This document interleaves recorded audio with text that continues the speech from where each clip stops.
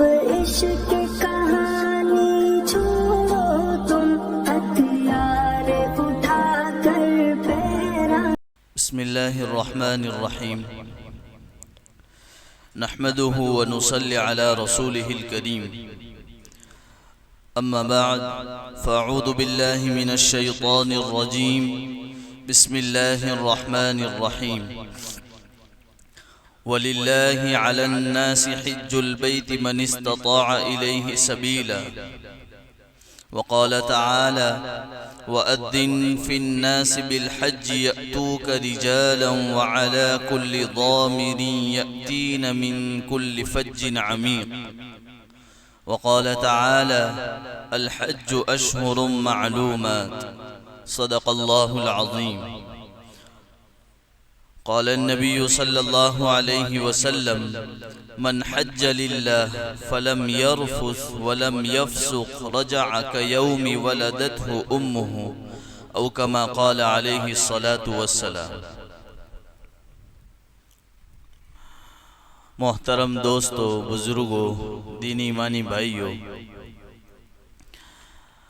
اللہ رب العزت نے ہم مسلمانوں پر بڑی ذمہ داری عائد فرمائی ہیں. ہم دنیا میں پیدا ہوئے ہیں، اس کے ساتھ میں اللہ نے ذمہ داری بھی دی ہے. یہاں پر بیٹھا ہوا طبقہ ہر ایک شخص ذمہ دار ہے.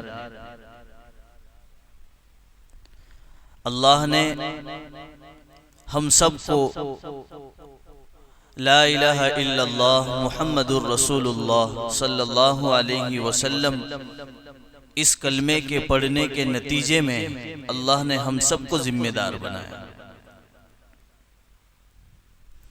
اور نبی کریم صلی اللہ علیہ وسلم نے فرمایا کلکم راع وکلکم مسئولون عن رعیتہ. جو جس چیز کا ذمہ دار ہے اس ذمہ داری کے بارے میں اللہ اس سے اس ذمہ داری کا سوال کرے گا. اس ذمہ داری میں کیسا کھرا اترا ہے یا کھوٹا اترا ہے، کتنی ذمہ داری نبھائی ہے. ایک تو ذمہ داری ہے، پہلی ذمہ داری ہماری خود کی ہے، اپنی ذات کی ہے کہ ہم پر اللہ نے کیا ذمہ داری ڈالی. اللہ نے بہت سارے فرائض ہم کو عطا فرمائے، نماز، روزہ، زکوٰۃ، الگ الگ فریضے، ماں باپ کے حقوق، بہنوں کے حقوق، بھائیوں کے حقوق، یہ سب ہمارے اوپر واجبات ہیں جو ضروری ہیں، جس کو کرنا ہے. بیویوں کے حقوق، الگ الگ حقوق اللہ نے ہمیں عطا فرمائے اور یہ ہماری ذمہ داری ہے. اسی طرح اللہ رب العزت نے ہم مسلمانوں کو ایک بہت بڑی ذمہ داری دی ہے، وہ حج کی ہے. قرآن کریم کی یہ آیت وَلِلَّهِ عَلَى النَّاسِ حِجُّ الْبَيْتِ مَنِ اسْتَطَاعَ إِلَيْهِ سَبِيلًا. قرآن کریم میں فرمایا گیا، اللہ رب العزت ہم بندوں سے مخاطب ہو کر فرماتے ہیں کہ جس کی استطاعت ہو، جس کو طاقت ہو، اللہ نے اتنی قدرت دی ہو کہ وہ اپنا مال خرچ کر کے اپنی ضروریات کا پوری طریقے سے اس کو سیٹنگ کر کے پھر وہ حج کی استطاعت رکھتا ہو تو اس کو ضرور حج کرنا چاہیے. وَلِلَّهِ عَلَى النَّاسِ حِجُّ الْبَيْتِ مَنِ اسْتَطَاعَ إِلَيْهِ سَبِيلًا. اللہ کے گھر کے راستہ جو ہے وہ اختیار کرے گا. دوسری قرآن کریم کی آیت وَأَذِّن فِي النَّاسِ بِالْحَجِّ يَأْتُوكَ رِجَالًا وَعَلَى كُلِّ ضَامِرٍ يَأْتِينَ مِنْ كُلِّ فَجٍّ عَمِيقٍ. اللہ نے اس میں بھی اعلان فرمایا کہ لوگوں سے کہہ دو کہ حج تم پر فرض ہو گیا ہے. الحج اشہر معلومات. مخصوص ایام میں اللہ رب العزت نے ہم مسلمانوں پر حج کو فرض کیا. اور ایسا بھی نہیں ہے کہ سبھی ہی پر فرض ہیں، اللہ نے کنڈیشن رکھی ہے. لا یکلف اللہ نفسا الا وسعها. قرآن کریم ہمیں بتاتا ہے کہ اللہ کا حکم کبھی بھی انسانوں پر زبردستی نہیں ڈالا گیا ہے۔ اللہ کا کوئی بھی حکم ہو، شریعت کا کوئی بھی حکم ہم انسانوں پر ہم بے بس ہو جائے، ایسا کوئی بھی حکم نہیں ہے۔ لا یکلف اللہ نفسا الا وسعها، تمہارے نفس پر بھاری پڑ جاوے ایسا نہیں، تمہاری ذات پر بھاری پڑ جاوے ایسا نہیں، ایسا حکم اللہ نے نہیں ڈالا، ایسا حکم اللہ نے ہمیں نہیں دیا ہے۔ آسان حکم دیا، اس میں کنڈیشن رکھی۔ زکوٰۃ ایسا نہیں کہا کہ جتنے بھی لوگ ہوگے سب کو دینی ہے۔ صدقے کے بارے میں ایسا نہیں کہا کہ سبھی کو دینا ہے۔ حج کے بارے میں بھی اللہ نے ایسا نہیں کہا کہ سب کو کرنا ہے۔ من استطاع الیہ سبیلا، جس کی قدرت ہو، جس کے پاس اللہ نے مال دیا ہو۔ زکوٰۃ میں بھی یہ کنڈیشن ہے کہ جس کا اتنا مال ہو اور اس حیثیت کو پہنچ جاوے جو شریعت نے ایک مقدار بتائی ہے، تب جا کر زکوٰۃ ہم پر واجب ہوتی ہے۔ اسی طرح پوری زندگی میں حج جو ہے وہ ایک ہی مرتبہ فرض ہے، اور وہ بھی اللہ نے بتایا کہ اس وقت فرض ہے جب کہ آپ کے پاس اتنا مال ہو اور آپ استطاعت رکھتے ہو۔ یہ تو کنڈیشن ہو گئی، اللہ نے ہمارے لیے آسانی فرما دی کہ سب کے لیے نہیں ہے، لیکن جس کے لیے ہے اس کو ضرور کرنا ہے۔ تو یہ قرآن کریم کی آیت سے پہلا حکم ہمیں پتہ چلتا ہے کہ حج بھی مسلمانوں کے لیے ایک اہم فریضہ ہے، جس کی طرف سے کئی لوگوں کو ہم دیکھتے ہیں اللہ نے کئی سالوں سے انہیں مال دیا ہوا ہے، لیکن وہ حج کو جاتے نہیں ہیں، تاخیر کرتے رہتے ہیں۔ اللہ نے ان کو مال دیا ہے، جائیداد دی ہے، اتنی رقم دی ہے کہ وہ بہت آسانی کے ساتھ اللہ کے گھر کی زیارت کر سکتے ہیں، اور ان پر فرض ہے۔ اسی لیے حدیث شریف میں ہے، نبی کریم صلی اللہ علیہ وسلم نے فرمایا کہ جو شخص جس کی استطاعت ہو، طاقت رکھتا ہو، اللہ نے مال دیا ہے، زکوٰۃ نہیں دیتا اور اللہ کے راستے میں نہیں نکلتا، یعنی حج نہیں کرتا ہے، تو چاہے وہ یہودی ہو کر مرے یا نصرانی ہو کر مرے، مجھے کوئی پرواہ نہیں ہے۔ یعنی یہ غصہ ہے آقا مدنی صلی اللہ علیہ وسلم کا۔ انداز کو سمجھیے کہ نبی یوں نہیں کہہ رہے کہ تم یہود اور نصارہ ہو کر مر جاؤ، بلکہ یہ بتا رہے ہیں کہ اللہ نے تمہیں مال دیا ہے، یہ اللہ کا ہے، اللہ کے راستے میں خرچ کرنا ہے، تم پر فریضہ ہے، کیوں تاخیر کر رہے ہو؟ تو یہ تو وعید ہو گئی کہ اللہ کے نبی ہم پر غصہ ہو رہے ہیں کہ جس کے پاس مال و دولت ہے، اللہ نے استطاعت دی ہے، اس کے بعد اگر پھر بھی وہ حج نہیں کرتا ہے تو اللہ کے نبی صلی اللہ علیہ وسلم فرماتے ہیں وہ یہودی ہو کر مرے یا نصرانی ہو کر مرے، ہمیں کوئی فکر نہیں ہے۔ فضائل اعمال میں حضرت شیخ نے لکھا ہے کہ حضرت عمر رضی اللہ تعالیٰ عنہ فرماتے ہیں ایک مرتبہ ایک شخص کا انتقال ہوا تو کہا کہ میں قسم کھا کر کہتا ہوں کہ جو شخص حج نہیں کرتا ہے استطاعت کے باوجود، میں قسم کھا کر کہتا ہوں کہ اس کی قبر کو کھول کے دیکھ لو، وہ یہودی اور نصرانی ہو کر مر رہا۔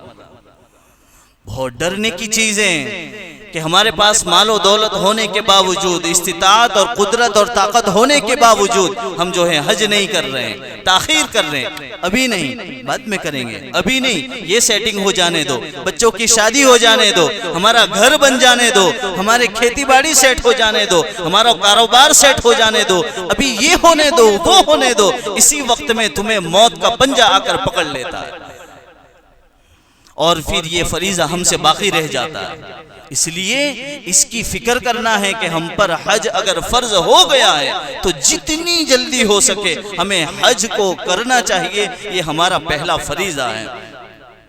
حدیث شریف میں ہے کہ جو شخص اللہ کے لیے حج کرے، من حج للہ فلم یرفث ولم یفسق رجع کیوم ولدته امہ۔ اللہ کے نبی صلی اللہ علیہ وسلم نے فرمایا، حضرت ابو ہریرہ رضی اللہ تعالیٰ عنہ اس کے راوی ہیں، مشکات شریف کی روایت ہے کہ جو شخص اللہ کے لیے حج کرے اور کوئی خراب بات نہ کرے، فاسق کام نہ کرے، حکم عدولی نہ کرے، اللہ کے حکم کو نہ توڑے، حج کے ایام میں حج کرتے ہوئے اللہ رب العزت اس حاجی کو جب وہ واپس ہوتا ہے اس کو ایسا کر دیتے ہیں کہ یوم ولدتہ امہ، جیسے کہ ماں کے پیٹ سے پیدا ہوا ہے۔ اسی لیے تو ہم حاجی کا اتنا اکرام کرتے ہیں، حاجی صاحب کہتے ہیں، ان کو عزت کی نگاہ سے دیکھتے ہیں، ان سے ملاقات کرتے ہیں، کیونکہ نبی نے فرمایا ہے کہ وہ گناہوں سے پاک ہو جاتا ہے۔ تو یہ تو پہلی فضیلت ہو گئی کہ ہم اگر فحش باتیں نہ کریں، فحش کام نہ کریں، فاسق اور اللہ کے حکم کو نہ توڑے اور اس طرح حج کرتے ہیں تو ایسے واپس لوٹتے ہیں جیسا کہ ہمارے اوپر کوئی گناہ باقی نہیں رہتا ہے۔ سارا کا سارا گناہ اللہ جو ہے اپنی طاقت عالی کے ذریعے سے اور شان رحیمی اور کریمی کے ذریعے سے سب کو معاف فرما دیتا ہے، سب گناہ معاف ہو جاتے ہیں۔ یہ تو پہلی فضیلت ہو گئی۔ اچھا، جب ہم حج کرتے ہیں تو اس میں بھی اللہ کے نبی صلی اللہ علیہ وسلم نے فرمایا کہ جس وقت میں قیامت آوے گی، قیامت قریب ہوگی، وہ زمانہ بہت قریب ہے، ہم اپنی آنکھوں سے دیکھتے ہیں۔ جب قیامت قریب ہوگی اس وقت میں امیر لوگ اس لیے حج کریں گے تاکہ وہ سیر و تفریح اختیار کریں۔ چلو نہیں پیسہ بچے لا چلا، کہاں جائے؟ بیت اللہ شریف جائے، مکہ مدینہ پھریا ہوئی ہے۔ یہ بات ہوتی ہے امیروں کی بات۔ اللہ کے نبی صلی اللہ علیہ وسلم نے فرمایا، فضائل اعمال میں حضرت شیخ نور اللہ مرقدہ نے لکھا ہے کہ قیامت جب قریب ہوگی اس وقت میں امیر لوگ اس طرح کریں گے جیسے دوسری جگہ گھومنے پھرنے جاتے ہیں۔ کاؤنس میں لکھا ہوا ہے جیسے لندن گھومنے چلے جاوے، پیرس گھومنے چلے جاتے ہیں، اس طرح امیر لوگ کہیں گے کہ چلو نہیں ذرا مکہ فرینے آوی ہے، تو مکہ مدینہ صرف گھومنے کے لیے جاوے گا۔ مقصد یہ نہیں ہوگا کہ حج کرنا ہے یا عمرہ کرنا ہے، بلکہ مقصد یہ ہوگا گھومنا ہے، تفریح کرنا ہے۔ تو قیامت کے وقت، قیامت سے پہلے یہ ہوگا۔ اور متوسط درجے کے لوگ کیا کریں گے؟ درمیانی قسم کے لوگ اس لیے حج اور عمرہ کریں گے تاکہ وہ تجارت کریں، وہاں کمانے اور دھندے کرنے کے لیے جاوے گا۔ حالانکہ کمانا غلط نہیں ہے، لیکن ان کی غرض یہ ہوگی کہ وہ اللہ کے لیے خالص نہیں جاویں گے بلکہ اپنی تجارت مقصود ہوگی۔ قیامت سے پہلے متوسط درجے کے لوگ، میانہ قسم کے لوگ اس لیے حج اور عمرے کے لیے جاویں گے تاکہ وہ تجارت کرنے لگیں۔ اور تیسری قسم کی کنڈیشن بتائی کہ قیامت سے پہلے علماء جاویں گے، اور علماء اس لیے جاویں گے تاکہ پتہ چلے کہ میں 5 عمرے کر کے آیا ہوں، میں 5 حج کر کے آیا ہوں۔ ریاکاری، نمود، نام و نمود ہوگا، دکھلاوا کرنا ہوگا، اس وجہ سے علماء بھی جاویں گے۔ تو اگر یہ نیت ہوگی قیامت سے پہلے یہ سب ہو رہا ہے۔ اور آگے کتاب میں لکھا ہے کہ غریب آدمی بھی اس لیے جاوے گا تاکہ وہاں جا کر بھیک مانگے۔ تو یہ ہیں قیامت کی نشانیاں کہ حج کرنے کے لیے بھی جاویں گے، تو اگر ہماری یہ غرض ہوگی تو ہمارا حج بھی قبول نہیں ہوگا۔ شفا قاضی عیاض رحمت اللہ علیہ میں ایک قصہ نقل کیا ہے۔ ایک جماعت سعدون خولانی رحمت اللہ علیہ کے پاس آئی، بہت بڑے اللہ والے سعدون خولانی رحمت اللہ علیہ، ان کے پاس ایک جماعت آئی اور انہوں نے ایک قصہ سنایا اور کہا کہ قبیلہ کتامہ کے لوگوں نے ایک شخص کو قتل کر دیا۔ قبیلہ کتامہ کے لوگوں نے ایک شخص کو قتل کر دیا اور قتل کرنے کے بعد چاہا کہ اس کو آگ میں جلا ڈالیں، جس کو قتل کیا ہے اس کو آگ میں جلا ڈالیں۔ جلانا چاہا لیکن جلا نہیں سکے، آگ میں ڈالا بھی لیکن ان کا بدن ویسا کا ویسا سفید ہی رہا اور ان کا بدن جلا نہیں۔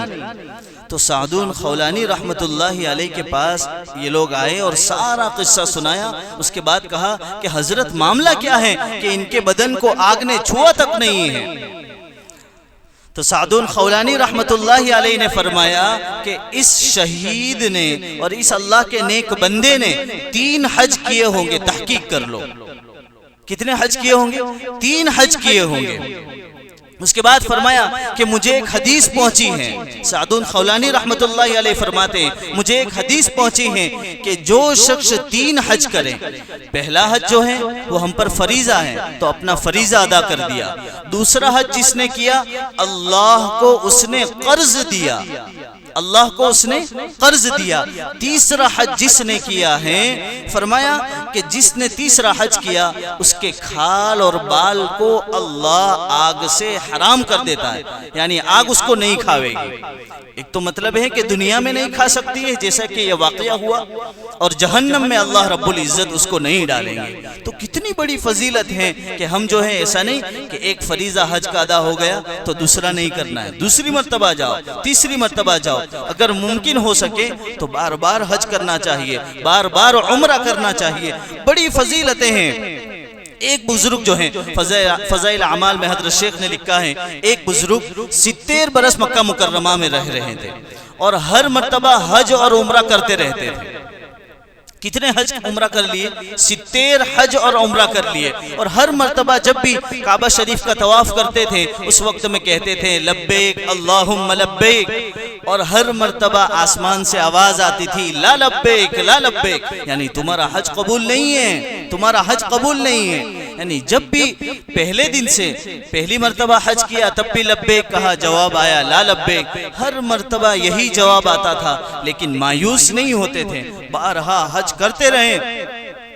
جب 70ویں مرتبہ حج کر رہے تھے اور طواف چل رہا تھا تو ان کے ساتھ میں ایک نوجوان تھا، انہوں نے بھی آواز سنی، کہا کہ لبیک، جواب میں ریٹن آیا کہ لا لبیک، تو وہ نوجوان جو ہے ڈرنے لگا اور کہا کہ حضرت آپ کے جواب میں تو لا لبیک آیا ہے، آپ کا حج تو قبول ہی نہیں ہے، کیوں آپ اتنی مشقتیں اٹھا رہے ہیں، کیوں ٹینشنیں لے رہے ہیں، اور کیوں بار بار مکہ شریف آ رہے ہیں اور طواف کر رہے ہیں؟ تو وہ بزرگ فرمانے لگے کہ اس دربار کے سوا اور کوئی دربار ہو تو بتاؤ کہ اس دربار میں جا کر اپنے دکھڑے کو سناؤں، اس اللہ کے دربار کے سوا میرا کوئی دربار ہی نہیں ہے، میں 70 برس سے یہی آواز سن رہا ہوں لا لبیک لا لبیک، لیکن میں نہیں ہٹا ہوں، میں اسی پر قائم ہوں۔ جب یہ بات کہی تو اللہ رب العزت نے 70ویں مرتبہ میں لبیک کا جواب لبیک سے دے دیا کہ قبول ہے تمہارا حج، قبول ہے تمہارا حج۔ تو یہ چیز ہے کہ ہم تو ایک مرتبہ کر کے آتے ہیں اور یوں سمجھ لیتے ہیں کہ ہمارا حج قبول ہو گیا۔ اللہ کے بندو، یہ تو قربانیاں مانگتا ہے، یہ تو عاشقانہ عبادت ہے، اس کے اندر تو ہمارا لباس تبدیل ہو جاتا ہے، ہمارے بال ہٹ جاتے ہیں، سارے نخرے الگ ہو جاتے ہیں، دیوانے کی طرح عاشقوں کی طرح ہم جو ہیں اللہ کے راستے میں نکل جاتے ہیں۔ یہ حج ایسی عبادت ہے۔ علی بن موفق رحمت اللہ علیہ جو ہیں 50 حج کیے ہیں، وہ فرماتے ہیں کہ میں ہر حج کو اللہ کے نبی صلی اللہ علیہ وسلم، خلفائے راشدین اور میرے والدین کو بخش دیا کرتا تھا۔ تو انہوں نے جو ہے سب حج بخش دیے، تو ایک مرتبہ انہیں یہ خیال آیا کہ میں سارے یہ حج جو ہیں بخش دیتا ہوں اس لیے تاکہ دوسروں کے حج بھی قبول ہو جائیں، کیونکہ ہر ایک کے حج قبول نہیں ہوتے ہیں۔ اللہ جو ہے کسی کے حج کو قبول نہیں بھی فرماتا ہے، لیکن کسی کے صدقے میں اللہ قبول کر لیتا ہے۔ تو جب یہ بات اللہ رب العزت کو پتا چلی کہ علی بن موفق 50 حج کیے ہیں اور یہ سارے کے سارے بخش دیتا ہے، تو اللہ بھی جو ہے اللہ ہے وہ جلال میں آ گئے، اور علی کو جو ہے حضرت علی بن موفق رحمت اللہ علیہ کو خواب میں اللہ رب العزت کی زیارت ہوئی، اللہ کی زیارت ہوئی، اور فرمانے لگے کہ علی، میں رحمان ہوں، میں کریم ہوں، میں فیاض ہوں، میں سخی ہوں، تو مجھ سے زیادہ سخی بننا چاہتا ہے، تو مجھ سے زیادہ کریم بننا چاہتا ہے، جاؤ تیرے جتنے بھی بندے ہیں تو نے جس کے لیے بھی مغفرت کی دعا کی ہے، میں نے سب کے حج بھی قبول کر لیے اور سب کی مغفرت بھی فرما دی۔ تو یہ ہیں اللہ کے نیک بندے جنہوں نے ایسے حج کیے ہیں جس کی وجہ سے ہمارے حج بھی قبول ہو سکتے ہیں۔ ایسے اللہ کے بندے وہاں آتے ہیں، تو ہم پر جس پر بھی فرض ہیں، اللہ رب العزت نے جس کو بھی مال و دولت دیا ہے اس پر ضروری ہے کہ وہ حج کریں۔ حج کی بڑی فضیلتیں ہیں۔ ایک حاجی، نبی کریم صلی اللہ علیہ وسلم فرماتے ہیں، ایک حاجی 400 گھرانوں یا 400 آدمیوں کی سفارش کر سکتا ہے۔ جیسے ایک حافظ صاحب ہوتے ہیں، قرآن کا حافظ ہوتا ہے، وہ 10 آدمیوں کو جس پر جہنم کی مہر لگی ہوئی ہو، وہ حافظ صاحب جو ہیں اس کو جہنم سے نکالنے میں معین اور مددگار ہوتے ہیں۔ اسی طرح ایک حاجی 400 گھرانوں یا پھر 400 افراد کو سفارشی بننے میں جو ہے مددگار بنتا ہے۔ تو یہ ایک حاجی کی فضیلت ہے۔ لکھا ہے حدیث کے اندر کہ حاجی کا 1 روپیہ 700 روپیے کے برابر ہوتا ہے، یعنی حج میں اگر 1 روپیہ خرچہ ہوتا ہے تو وہ 700 روپیے کے برابر ہے۔ حاجی کا حج کرنا جیسے جہاد میں حج کرنا ہے، اس طرح کا ثواب اس کو ملتا ہے۔ اور لکھا ہے فضائل اعمال میں حضرت شیخ نے کہ حاجی کا 1 روپیہ 4 کروڑ روپیے کے برابر ہے۔ سوچو ذرا، 4 کروڑ روپے تو ہمارے ہوتے بھی نہیں ہیں، یعنی 1 روپیہ اللہ کے راستے میں حج کے لیے ہم خرچ کرتے ہیں، اللہ رب العزت اس کے بدلے میں ہمیں اتنا عطا فرماتے ہیں کہ 4 کروڑ روپے کے برابر اس کا ثواب ہو جاتا ہے۔ اور لکھا ہے حدیث کے اندر کہ حج اور عمرہ کرنے والا آج تک کبھی بھی غریب نہیں ہوا ہے۔ جو بھی حاجی بنا ہے اس کو آپ دیکھ لو کہ کبھی بھی فقر و فاقہ کا شکار ہو کہ غریب ہو گیا ہو، ایسا کبھی نہیں ہوا ہے۔ اس لیے حج ہم پر ضروری ہے تو اس کو ضرور کرنا چاہیے۔ لکھا ہے کہ لگاتار حج اور عمرہ کرنے سے اللہ سوئے خاتمہ سے یعنی بری موت سے ہماری حفاظت فرماتے ہیں۔ اور ایک جگہ لکھا ہے کہ ایک حج کرنا 20 مرتبہ جہاد کرنے کے برابر ثواب رکھتا ہے۔ یہ میں اس لیے فضیلتیں سنا رہا ہوں تاکہ ہمیں حج کرنے کی توفیق ہو جائے۔ یہ ذی القعدہ کا مہینہ ہے، اگر اس سال نہ ہو سکے تو آئندہ سال پکی نیت کر لیں۔ اللہ کے بندو، ہمارے گاؤں میں بھی اتنے کیپیبل لوگ ہیں، اتنی استطاعت رکھنے والے ہیں جن پر فریضہ حج ہے، ان پر ضروری ہے کہ وہ حج کریں، لیکن اللہ کے بندو مال کی لالچ میں یا کنجوسی میں یا بخل کی وجہ سے وہ حج کو نہیں جا رہے ہیں۔ کوئی بہانہ اللہ کے یہاں نہیں چلے گا۔ آپ جو ہیں واقعیتاً اگر ساری ٹینشنوں سے دور ہو اور کوئی بھی پریشانی نہیں ہے تو اس کو ضرور بھی ضرور حج کرنا چاہیے۔ اسی لیے ہمارے استاذ محترم مفتی عبدالقیوم صاحب راجکوٹی ادام اللہ فیوزہم علینا فرماتے ہیں کہ ایک غریب آدمی ہے یا نارمل آدمی جو چاہتا ہے کہ میں حج کے لیے جاؤں یا عمرے کے لیے جاؤں تو وہ 3 کام کر لے۔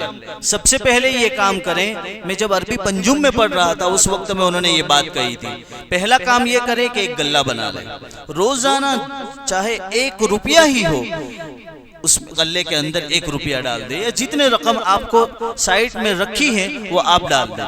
ضروری نہیں ہے کہ روزانہ آپ 500 روپیہ ڈالیں، 100 روپیہ ڈالیں، جتنا بھی ہو، لیکن روزانہ اس کے اندر 1 روپیہ ڈال دیں، جو بھی ڈالنا ہے اس غلے کے اندر ڈال دیں۔ دوسرا کام یہ کریں، کبھی بھی قبلے کی طرف تھوکے نہیں۔ میں نہیں کہتا ہوں کہ حرام ہے، کوئی تھوکتا ہو تو آپ کہیں گے کہ مول صاحب جو نہیں قبلہ باجو تھوکتو تھے، بھائی غلطی سے تھوک دیا یا مجبوری ہے تھوک دیا تو الگ بات ہے، لیکن ادب کے لحاظ سے کبھی بھی قبلے کی طرف تھوکنا نہیں ہے۔ جو پان گٹکا کھانے والے ہو تو دیکھتے ہی رہتے ہوں گے، کہیں بھی پچکاری مار دیتے ہیں، تو اس میں ذرا احتیاط کرنی چاہیے کہ قبلے کی طرف نہ تھوکے، بلکہ جو ہے قبلے کے علاوہ یعنی جس سمت میں ہم رہتے ہیں پشچم کی طرف نہیں تھوکنا چاہیے۔ تو 2 کام ہو گئے۔ تیسرا کام یہ کرنا ہے کہ درود شریف کو پڑھتے رہیں، کثرت سے درود شریف کو پڑھتے رہیں۔ فرماتے ہیں کہ بہت سے علماء کا تجربہ ہے، جس نے بھی یہ کام کیا پیسوں سے کبھی بھی حج نہیں ہوتا ہے۔ آپ یاد رکھ لینا، کتنا بھی مال و دولت والا ہو وہ حج نہیں کر سکتا جبکہ رب کا بلاوا نہ ہو۔ تو یہ کام وہ ہے جس کی وجہ سے ہمارے دل کی گہرائی سے پتہ چلتا ہے کہ ہم کس عقیدے سے اور کس لحاظ سے یہ کام کر رہے ہیں۔ اس کی وجہ سے شوق اور رغبت بڑھتی ہے، اللہ کی طرف جو ہے ہمارا دھیان بڑھتا ہے۔ تو میں نے آخر میں یہ کہا کہ درود شریف پڑھتے رہیں، تو اس کے لیے میرے پاس ایک بہت اچھی چیز ہے۔ میں جو ہے اب اس طرح کرتا رہتا ہوں کہ بہت سے لوگ پڑھتے بھی رہتے ہیں اس کے بعد، تو ایک درود شریف آپ کو بتاتا ہوں۔ قاری احمد علی صاحب فلاحی ادام اللہ فیوزہم علینا، بھائی ان کی کتاب ہے، ان کی کتاب میں لکھا ہوا ہے درود شریف تو حضور کا ہے۔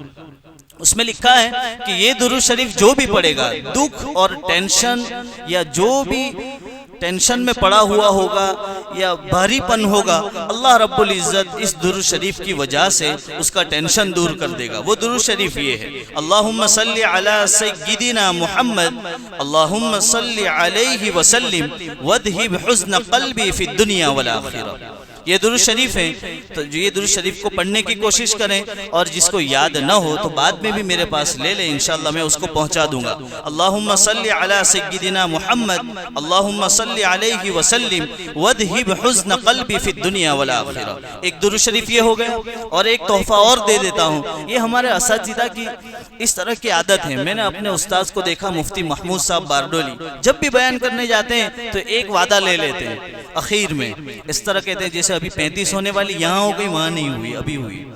تو وہ کہتے ہیں کہ آیت الکرسی پڑھ لو ہر نماز کے بعد، انشاءاللہ اللہ رب العزت جنت الفردوس میں داخل فرما دے گا۔ تو یہ عمل ہم کو کرنا ہے۔ دوسرا ایک عمل ہے، ایک مرتبہ صرف آج جمعہ کی رات ہوگی، جمعہ کے دن رات کو یہ درود شریف پڑھ لیں، جس وقت میں مریں گے حضور خود اپنے ہاتھوں سے ہمیں قبر میں اتاریں گے۔ بہت بہترین ہے، صرف ایک مرتبہ پڑھنا ہے۔ آپ میرے ساتھ دہرائیے اور سنیں، اللہم صلی علی محمد نبی الامی الحبیب العالی القدر العظیم الجاہ وعلی آلہ وصحبہ وسلم۔ آپ نے سن لیا، بس اتنا ہی کافی ہے کہ حضور ہم نے سنا تھا، اتنا بھی کر لیں گے۔ اس کو پڑھنے کی بھی کوشش کریں، پوری زندگی میں ایک مرتبہ پڑھنا ہے۔ روزانہ پڑھے تو پھر اس کے الگ فائدے ہیں، اگر اس طرح پڑھ لیں گے انشاءاللہ اللہ کی ذات سے امید ہے، ہم نے کتنے بھی گناہ کیے ہو لیکن حضور کے امتی ہیں، حضور ضرور ہمیں اپنے ہاتھوں سے قبر میں اتاریں، اور اگر حضور اپنے کو قبر میں اتاریں تو پھر ہماری سفارش اور ہمارے درجے کا کیا مقام ہوگا یہ ہم خود جان سکتے ہیں۔ اسی لیے شاعر کہتا ہے، خواب غفلت میں سوئے ہوئے مومنوں، خواب غفلت میں سوئے ہوئے مومنوں، عیش و عشرت بڑھانے سے کیا فائدہ۔ ہم اسی لیے تو اپنے مال کو روکتے ہیں، کیوں روکتے ہیں؟ کہ ہمارا نام ہو جاوے، بڑھوتری ہو جاوے۔ تو یہ شاعر کہتا ہے، خواب غفلت میں سوئے ہوئے مومنوں، عیش و عشرت بڑھانے سے کیا فائدہ۔ آنکھ کھولو اٹھو رب کو یاد کرو، آنکھ کھولو اٹھو رب کو یاد کرو، عمر یوں ہی گوانے سے کیا فائدہ۔ اللہ رب العزت مجھے آپ کو کہنے سننے سے زیادہ عمل کی توفیق عطا فرماوے۔ وآخر دعوانا ان الحمدللہ رب العالمین۔ مولانا وسیم شاہ دھرم پوری کی آفیشیل چینل کو سبسکرائب کریں اور بیل آئیکن دبائیں۔